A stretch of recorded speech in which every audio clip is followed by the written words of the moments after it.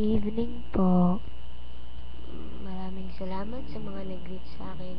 Yung mga classmates ko, mga kasya, thank you sa lahat.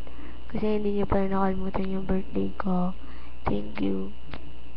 Tsaka sa lahat ng friends ko sa Iloilo. Thank you.